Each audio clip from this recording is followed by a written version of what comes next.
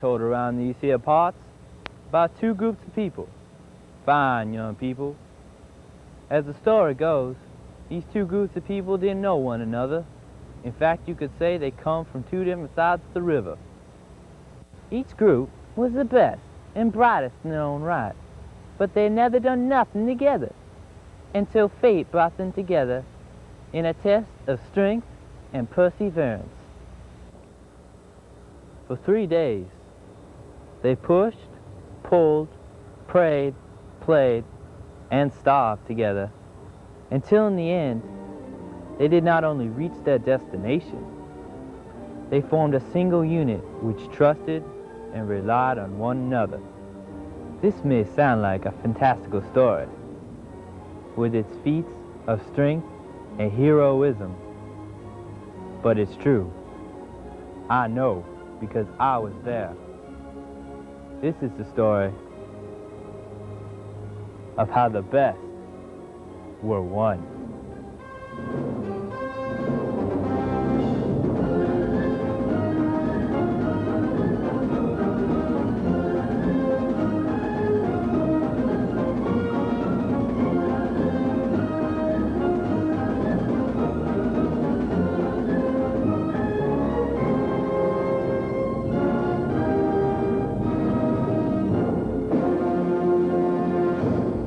Now, I was just a young whippersnapper back then, but as I seem to recollect, it was them parents and 8 our leaders that suggested going on that foolhardy trek through the wilderness.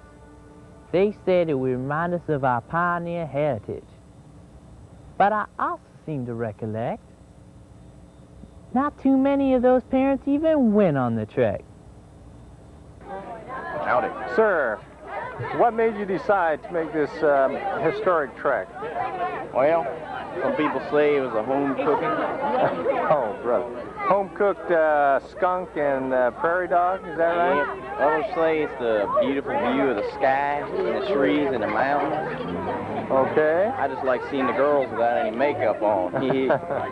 Hello, my name is Alan Powell, sir, and I'm here today on this marvelous, what's today's date? 26th?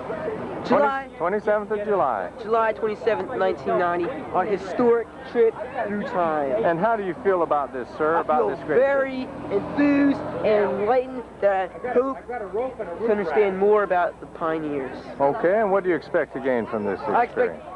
I expect to strengthen my muscles, my spirituality, and my friendship. Come here, Ben, with my loving friend Benjamin. Are you ready? Strapping young. Are you ready to eat rattlesnakes and skunk? I'm ready to eat rats. After meeting separately to get this great adventure underway, the youth of Suitland and Mount Vernon Stakes assembled at the entrance of Marriott Ranch. This only made sense, because as I mentioned, one of the main purposes of this trip was to give us a better understanding of the hardships of life faced by our ancestors. And who knows more about the hardships of life than J.W. Marriott? And here we have one of our volunteer paws. And what induced you to make this historic trek, sir? Insanity. Ins- That's right. We'll give our tribute to the squirrel. Squirrel, squirrel, shake your little tail. Squirrel, squirrel, shake your little tail. Woohoo! Stick between your toes. Squirrel, squirrel, shake your little tail.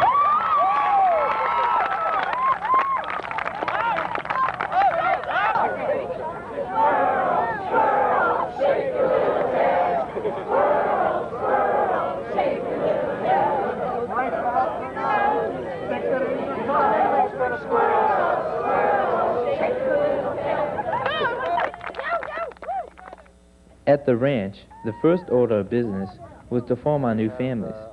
The families were carefully planned to mix members of two stakes together. There would be no more clinging to the old gang of friends. From this time forward, our successes would depend on our ability to work together.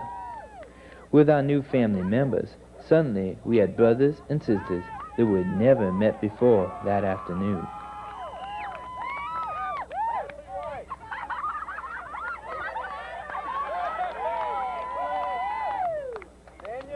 Besides a new family, we also got a new name.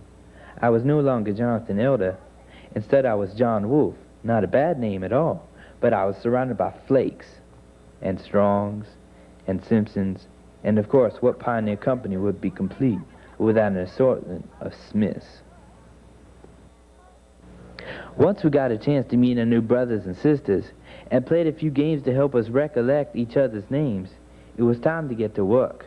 The first order of business was to construct our modes of transportation, hand carts, just like those pioneers had pulled across the old plains 150 years before.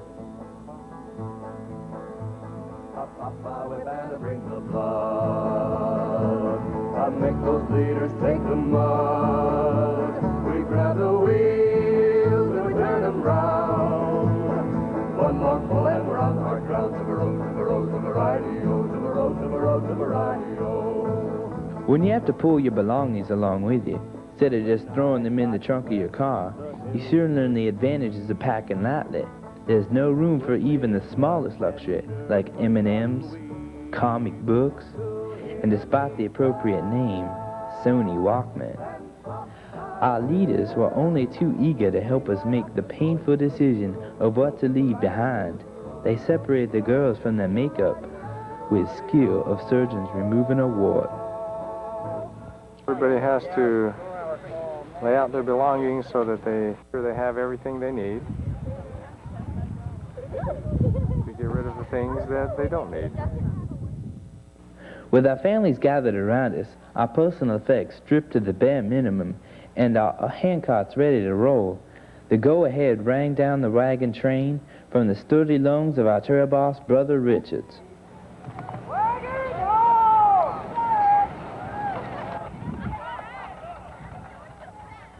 Little did we know what lay ahead of us as we skipped off down that dusty path.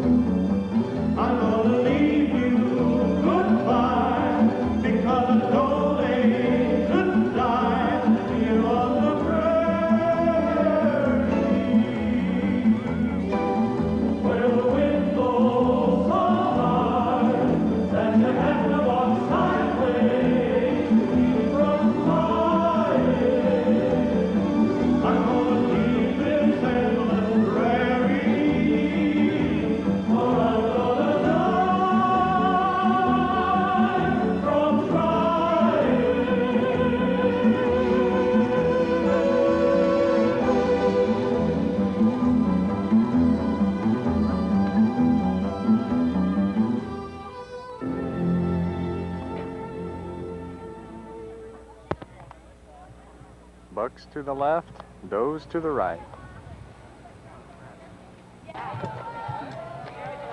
How about you right here? What would you like right now? To go home. To go home? Okay. We'll go down the line here. What would you like right now? It was a spider. Go for it. It was like a daddy glass of ice water. Ice water, okay? Other than that, I'm alright. What would you But you want me now? Yeah. A cold shower and citrus cooler Gatorade. Yay! All right. I don't want to go home. Okay. Or 7-Eleven. Hey, we're having fun. Okay, what would you like? If you could have anything you want right now, what would you have? Ice water. Ice water. Pool. Pool. Swimming pool. Swimming pool. A bathroom. A bathroom. A doctor. Okay, how about you? What would you? Ice water. A home. A home. If you could have anything you wanted right now, what would it be? Kool-Aid. Kool-Aid. Nice ice cold Kool-Aid. Cold Kool-Aid. Cold swimming pool. Ice strong. Okay. What would? Me? Yeah. Big glass of water. Yeah. Okay, water. Cold water. Tylenol. Tylenol. We've got some if you really need it. How about you? Lemonade. Ice. Ice? A big double gulp. Okay, what would you like? Oh, you want to see the shirt? Come on. What would you like? My cat. Your cat. Okay, how about you? Up here? Oh, me? Yeah. Just glad to be here. Glad to be here. Air conditioning. Air conditioning. A little fan built into my head. And a fan, okay? To take a lot of What would you like? I want to be at the promised land. What I like right now? If you could have anything you wanted right now. Anything right now? Yeah? I want a car so I can get out of here. Okay, how about you? Miami Beach. Miami Beach. How about you? that creative right now. Okay. How about you, Pa? Chocolate shake. Okay. How about you, young lady? Chocolate ice cream cone. And Mr. Paule. Surf. Huh? Surf. Surf. What would you like right now? Right now, Yeah. If you could have anything you wanted. a shower and then go to sleep.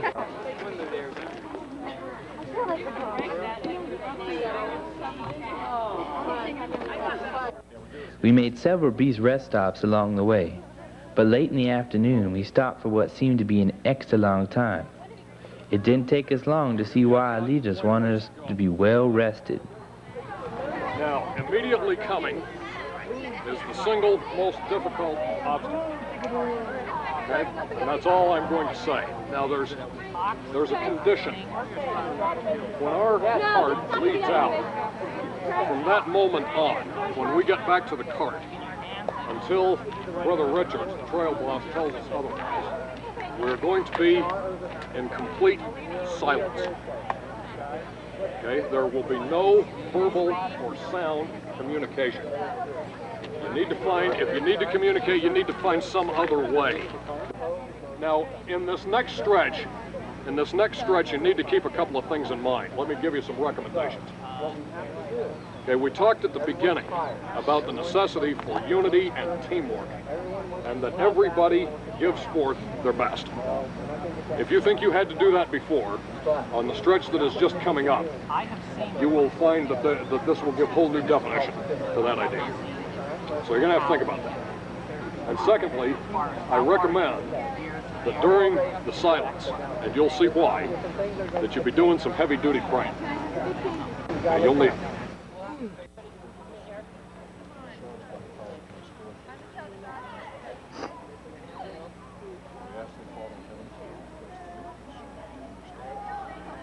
After a word of prayer, we started off in total silence. To begin part of the journey none of us would soon forget, the woman's pole.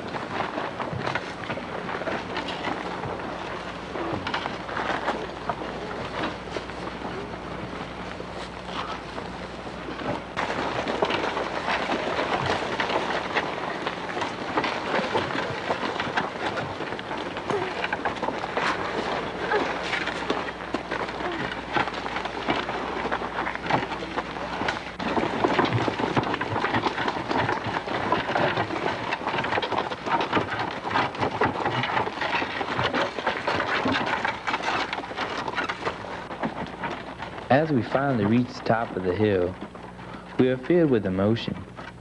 Both the women and the men had learned a valuable lesson that day about each other, and we learned how much can be accomplished through teamwork. I'll never forget the sight of those sisters who had already finished the grueling pull, racing back to lend a hand to those who had still struggling to reach this summit.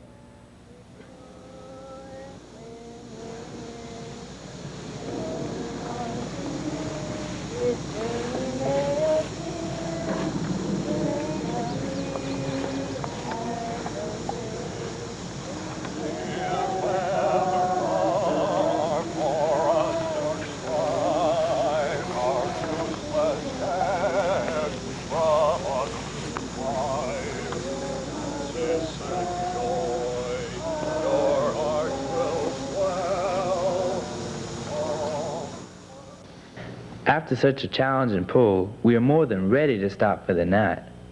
But no, sir. By the light of the moon, and even by the lights of a Toyota pickup, we continue our trek into the night. I have no idea when we finally stopped for the night, but I do know that we had almost pulled 17 miles behind us that day. We slept as soundly and as still as one of those logs of rocks that lay on the ground where we finally put our beds down. It seems we had barely shut our eyes when Saturday morning broke out all around us. After a night in the wilderness, there's nothing like waking up to the smell of sizzling bacon and hot buttermilk pancakes. Yep, there was certainly nothing like it on this trip, that's for sure. What we did eat for breakfast would never make it onto the table of one of our host restaurants, but it certainly stuck to the Pioneer's ribs. Lumpy cornmeal. Ugh. Gave us a whole new aspiration for Mr. Kellogg and Mr. Post, and for the pioneers who ate the same breakfast we are eating day after day. Look at all those smiles on the faces. Yeah. Good. We'll figure out.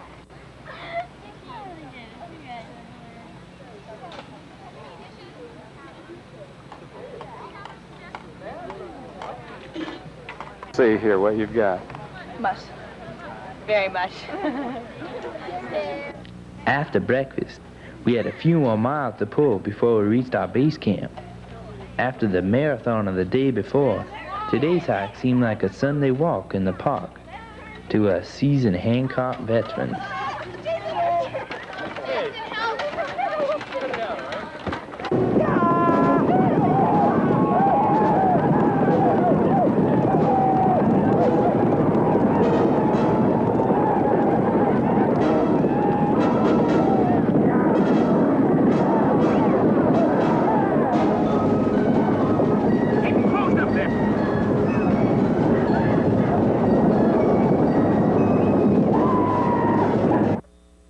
It's amazing how the mind can wander during a long trip across the prairie.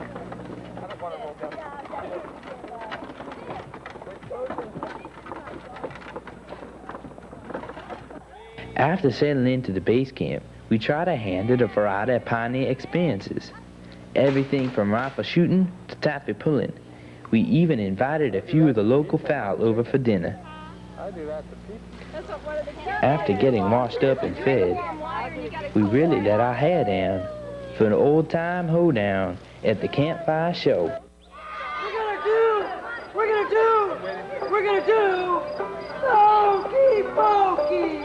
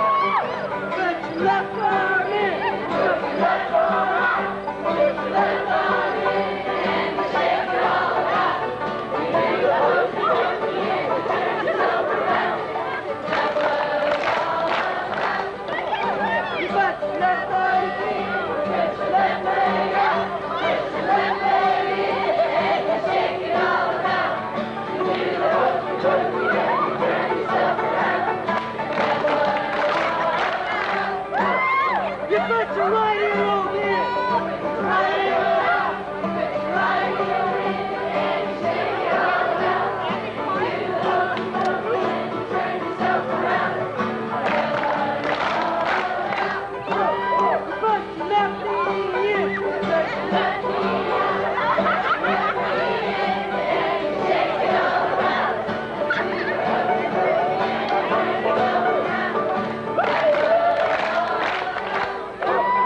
Put your head in. Put your head up. Put your head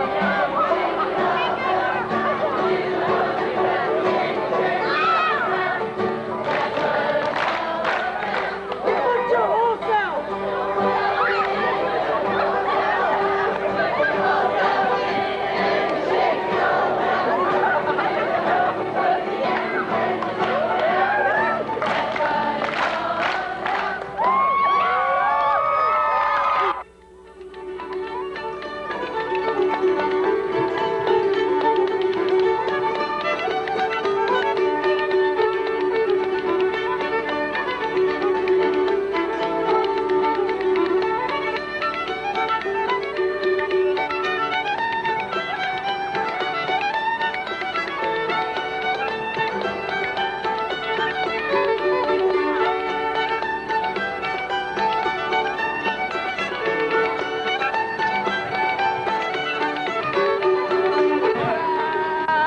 One purple porpoise popped up the pole, the other purple porpoise popped down. Wow, one purple porpoise popped up the pole, the other purple porpoise popped down.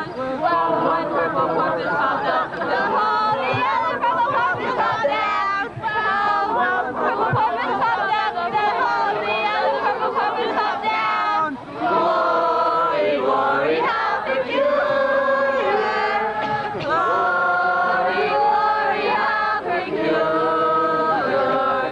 Glory, glory, how peculiar! Wow, one purple porpoise popped up the pole, the other purple porpoise popped down. The sun dawned bright and beautiful the next morning, and like the real pioneers, we all looked forward to Sunday, the day to rest. Either the food was really better, or we were real hungrier, but everybody agreed that Sunday's breakfast was a lot better than Saturday's. We had all been allowed to take along 2 changes of clothing, one for the trek and a nicer for the Sabbath.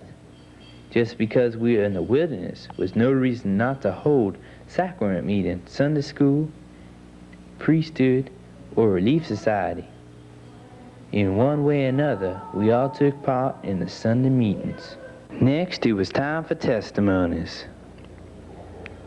And everybody seemed to have some incredible learning experience, and they all wanted to talk about them. And when Danny asked everybody, you know, who would go home right now, not a whole lot of people raised their hand. And I was just thinking, how can we feel so bad and feel so good at the same time? And it's incredible. The next morning, the modern-day pioneers would make one more trek. A trek back to the modern-day world they had left less than a week before. And while their trip was over, the memories of those 4 days and the friends they had made would last forever.